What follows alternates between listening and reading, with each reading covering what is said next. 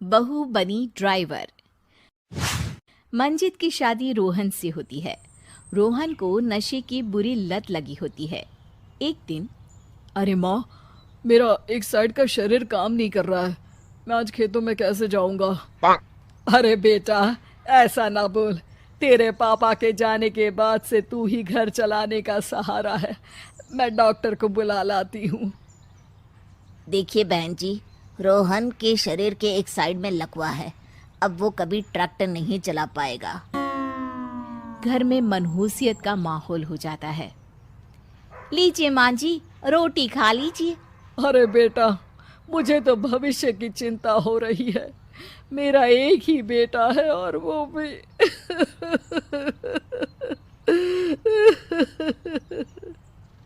माँ जी, आप चिंता न करें।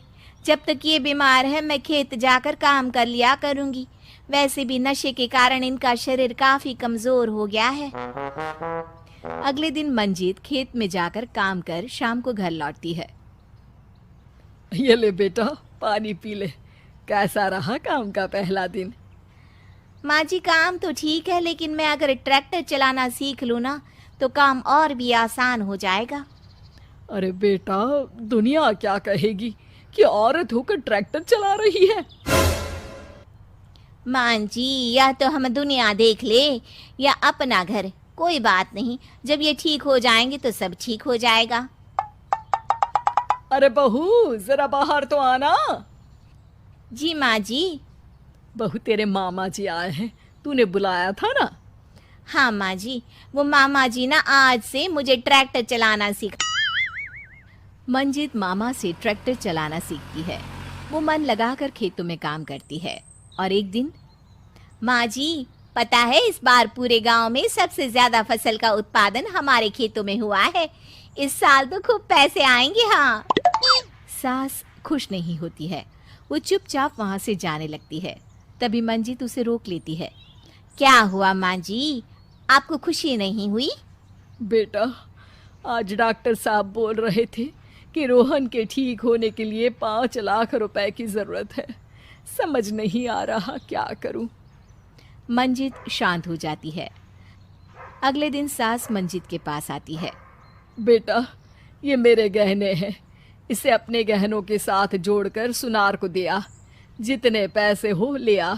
डॉक्टर को आज ही देने हैं। मंजित अपने गहने और सास के गहनों को लेकर दुकान में बेचकर पैसे लेकर घर आ जाती है। माँ जी, सिर्फ 3 लाख रुपए का ही इंतजाम हो पाया है। बाकी के पैसे कैसे आएंगे? बेटा, अब तो एक ही चारा है, हमें जमीन भी बेचनी पड़ेगी। माँ, खेत बेच देंगे तो खाएंगे क्या? अरे बेटा, कोई दूसरा चारा भी तो नहीं है। रोहन ठीक हो जाए तो वो मेहनत करके इससे भी बड़ी जमीन ले लेगा। सास बहू मिलकर खेत भी बेच देते हैं। अब पूरे पैसे लेकर सास डॉक्टर के पास जाती है। डॉक्टर साहब, ये लीजिए सारे पैसे। बस किसी तरह मेरे बेटे को ठीक कर दीजिए। आपका बेटा ठीक तो हो जाएगा, लेकिन 6 महीने का समय लगेगा। सास बहू सोच में पड़ जाते हैं कि अब तो कोई जरिया भी नहीं रहा जहां से उन लोगों को कमाई हो। अब कमाएंगे नहीं तो खाएंगे क्या? माँ जी, मेरे माता पिता ने लड़की होने के कारण मुझे ज़्यादा पढ़ाया लिखाया नहीं, लेकिन ट्रैक्टर चलाना सीखकर मैं कुछ काम करने के लायक तो हो ही गई हूँ। अरे बेटा, ट्रैक्टर अब कहाँ चलाएगी? खेत तो बिक गए हैं।